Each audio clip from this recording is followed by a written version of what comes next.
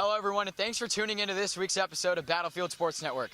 I'm Matt Venezia, your host, here at the final home football game of the season. The Stonewall Raiders coming into town here at Battlefield on a cold Friday night. Hopefully the rain will hold up as it's homecoming and senior night. We're going to kick the show off with field hockey.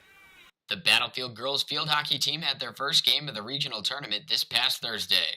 With the team looking to continue their stellar defense that got them first place in districts, Chandler Purdue explained what the team has been working on in practice prior to the team's regional playoff matchup. We came out of the district game strong, but obviously we weren't perfect, so we worked on spreading the field and actually doing work like in close quarters because it's just good to be all around. Carrie Morrell continued in the interview about how the team is feeling confidence-wise as the girls were set to host Madison in the second round of the regional tournament. We feel pretty good. We're preparing for full field passing. The Bobcats would fall 1-0 in this playoff matchup, ending the team's promising season.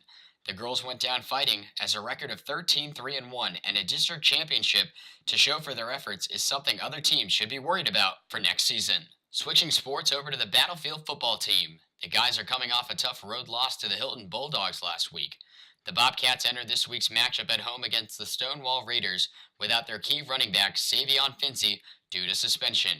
With running back Zach Clark getting the start, he explained how discipline will be the team's friend in what the guys hope will be a win. After coming out of the Hilton game, with our lack of discipline, we're coming into this week knowing that Stonewall, they might have heard the rumors and they're going to be in our ears as well. So one of the big part is us as a team being disciplined. With the team needing every win they can get at this point with just 2 games to go in the season, Coach Payne gave insight on the importance of performing when your backs are against the wall. We know we haven't missed playoffs since I think 2007. So they don't want this to be the first year. So, like I said, playing with our backs against the wall, knowing we got to play with nothing to lose. The Bobcats would lose for the first time this season on home field to the hands of the Stonewall Raiders, 14-13 on a cold, rainy night on senior night for the football, dance, and cheer team. The team closes out the regular season at Patriot next Friday, and what will come down to be a must-win for the Bobcats in order to make the playoffs. Moving things over to one of our other playoff teams at Battlefield, the Battlefield cheer team competed in the regional competition this past Saturday at Chantilly High School. The girls brought home first place out of 12 teams to clinch their spot in the regional semifinal this past Wednesday at Chantilly. I spoke with Cameron King as she explained why the girls were so confident and were ultimately able to get the win at regionals. We were all really prepared to go in and just hit, and we were all really excited, and we just had a lot of spirit out there. Esther Hahn broke down the next step for the team as all the girls could think about is qualifying for the state competition. The next step for us is basically going back to Chantilly and then winning the first round of region finals. So that's 6 teams, and then the top 2 will move on again, perform one more time for the night, and then that's when the top 2 will move on to states, which is our final goal. The cheer team marched into Chantilly this past Wednesday and swept the competition, claiming their first regional championship in school history. Way to go, cheer team, as they are now preparing for the state competition that will take place next Saturday in Richmond. I'm glad to say I helped prepare the girls for this intense competition. As for the seniors getting ready for their last sideline cheer home game Friday, Alexa Williams explained how the seniors are feeling before this special night. We're really excited for the game because we get escorted by our friends and family, so it's going to be a really fun night. With our last team joining this week's video, we take a look at the Battlefield volleyball team.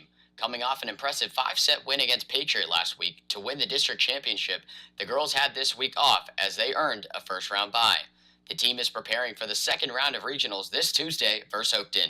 Senior Bailey O'Brien talked about what the team has done this week to be ready to host Oakton Tuesday. We've started conditioning a little bit harder just to make sure that we can make it through long rallies and, 5-set games. The Bobcats, who have been injury-bitten this season, finally returned healthy, but have just lost Mara Arthur as she suffered a sprained ankle in practice this week. Her status remains day-to-day as she will be a game-time decision for Tuesday's regional matchup. Make sure to come out and support the volleyball team Tuesday. With the fall season coming to a close and homecoming preparations getting underway, Battlefield had their homecoming pep rally this past Friday. With our students and athletes celebrating the works of our great sports teams, it was a fun time in the gym. These teams include the football team, the field hockey team, the cross-country team, the volleyball team, the cheer team, and the dance team. With all this excitement, everyone was ready for the football game and homecoming festivities this weekend. With this week's Battlefield action in the books, we say thank you for tuning in to this week's episode. Make sure to keep up and stay tuned with our episodes, as we're going to give you everything about the playoffs with our teams. From Battlefield Sports Network, I'm Matt Venezia, signing off.